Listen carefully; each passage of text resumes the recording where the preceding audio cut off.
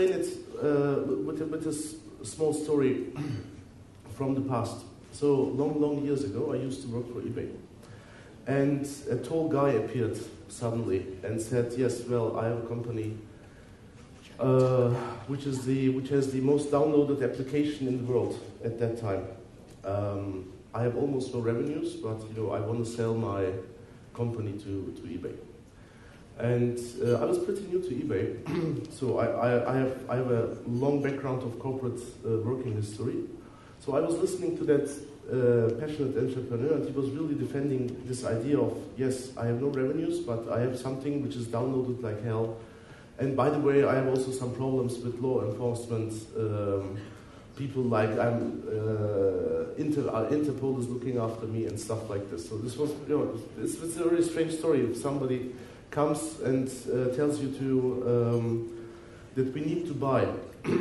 At the end, eBay bought Skype for 2.8 billion. This guy was Niklas Zennström, one of the two co-founders of Skype. And he really convinced with his passion the company to invest heavily into Skype. Right? And Skype back in 2005, so today everybody is using Skype, but back in 2005, this was different, right? And also from the revenues and from all the perspectives and income models, etc. So this was the first time after all the meetings and meeting that guy, I was asking myself, entrepreneurship is really not too bad. There was an inspiration for me by meeting him, and I was just an observer in the entire process. Years later, I decided to become an entrepreneur, and my starting point was this guy and his passion about his investment. This was very different to me at that time. So I believe inspiration is very strong.